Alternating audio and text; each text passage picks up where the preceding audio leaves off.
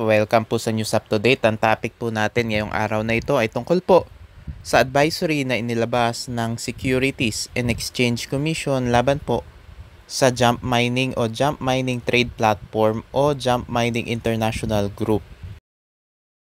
Based on the reports and information gathered by the Commission, Jump Mining Trade Platform, and Jump Mining International Group are offering investments by engaging in mining machines with contracts featuring corresponding rates and varying maturity periods. Jump Mining Trade Platform, and Jump Mining International Group allegedly provides multi-currency mining services including Doge, LTC, BTC, and ETH. The above-mentioned entities are currently engaged in mining machines, mining pool, and data centers allegedly located in Ohio, US, and in Hong Kong. Pero mga kababayan, alam naman natin na yan po ay puro kasinungalingan lang ng Jump Mining. At yan po ay isang scam katulad din po noon ng web mining.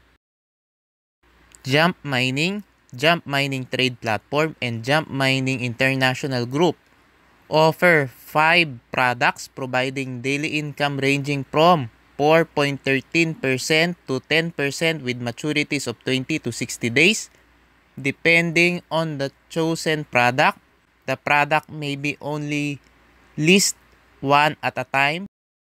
List of available products are as follows. So, merong BTC Micro Computing, LTC Mini Computing, Doge Pro Computing, ETH ASIC V1 Computing, at yung interested individuals may also purchase products that may yield higher earnings ranging from 1.14% to 1.52% daily, but with a fixed maturity of 365 days and a purchase limit of 100.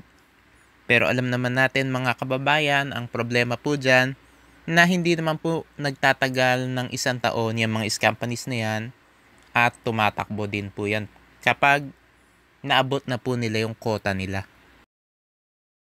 Investors who successfully purchase or lease a product may invite friends to get more rewards. Jump Mining Trade Platform, and Jump Mining International Group offers investments through various Facebook posts and Facebook pages and website, jumpmining.com. Diyan pa lang po mga kababayan makikita nyo na talagang Ponzi scheme po. Dahil too good to be true ang mga pangakong kitaan. Tapos meron ding DRB o Direct Referral Bonus para po pang-hype yan sa mga investors na mag-recruit. Dahil kadalasan ang ginagawa ng iba ay mag-i-invest lang ng maliit pero magtotodo-todo naman sa pagre-recruit dahil malaki ang kita sa pagre-recruit. Pero tandaan nyo po mga kababayan, doon po sa mga recruiters na meron po kayo responsibilidad sa mga downlines ninyo at pwede po kayong kasuhan ng mga downlines ninyo kapag tumakbo na po yang sinalihan nyong company. The public is being made aware that an investment contract exists when there is an investment or placement of money in a common enterprise with a reasonable expectation of profits to be derived from the efforts of others, which is prominent in the scheme of Jump Mining Trade Platform, and Jump Mining International Group. As such, the Securities Regulation Code or SRC requires that said offer and sale of securities must be duly registered with the Commission, and that the concerned entity and or its agents should have the appropriate registration and or license to sell such securities to the public. Based on the Commission's database, Jump Mining Trade Platform, and Jump Mining International Group are not registered as a corporation or a partnership with the Commission. Likewise, Jump Mining Trade Platform, and Jump Mining International Group have not secured prior registration and or license to solicit investments from the Commission prescribed under Section 8 and 28 of the Securities Regulation Code or SRC. Ibig sabihin po niyan, hindi po nakaregister sa SEC ang Jump Mining At wala din po silang secondary license, kaya ang ginagawa nilang paghingi o pag-offer ng investment sa publiko ay illegal po. Further, the scheme employed by Jump Mining Trade Platform, and Jump Mining International Group shows indication of a possible Ponzi scheme where monies from new investors are used in paying fake profits to prior investors and is designed mainly to favor its top recruiters and prior risk takers and is detrimental to subsequent members in case of scarcity of new investors. The offering and selling of securities in the form of investment contracts using the Ponzi scheme, which is fraudulent and unsustainable, is not a registrable security. The Commission will not issue a license to sell securities to the public to persons or entities that are engaged in this business or scheme.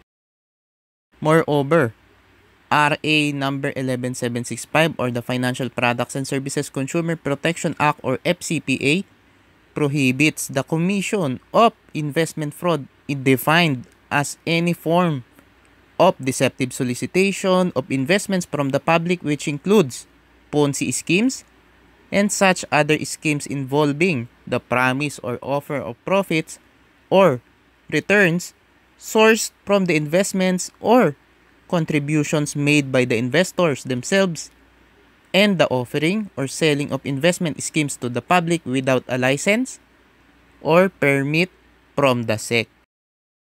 At pinalalahanan din po ng SEC ang publiko na wag na po mag-invest at tumigil na po sa pag-invest sa kahit na anong investment scheme na ino-offer ng Jump Mining Trade Platform at Jump Mining International Group, pati na rin ng mga representatives nito. Mga kababayan, yan pong Jump Mining ay isa pong scam, kaya umiwas na po kayo dyan. Kung kayo po ay nakapag-invest na dyan, mag-withdraw na po kayo. At kung kayo po ay nagbabalak mag-invest, wag na po kayo mag-invest dahil yan po ay isang Ponzi scam. At wag na rin po kayo mag-recruit dahil kawawa po ang mga marirecruit nyo. Baka sila po ang maabutan ng pagsasara ng Jump Mining scam. At may babala din po ang SEC para doon sa mga umaaktong salesmen, brokers, dealers, agents, representatives, promoters, recruiters, uplines, influencers, endorsers, abettors, and enablers of Jump Mining Trade Platform, and Jump Mining International Group in selling or convincing people to invest in the investment scheme being offered by the said entity, including soliciting investments or recruiting investors through the internet, may be held criminally liable under Section 11 of the RCPA and Section 28 of the SRC, which are both penalized separately with a maximum fine of 5 million pesos or imprisonment of 21 years or both pursuant to Section 73 of the SRC. Furthermore, the names of all those involved will be reported to the Bureau of Internal Revenue or BIR so that the appropriate penalties and or taxes be correspondingly assessed.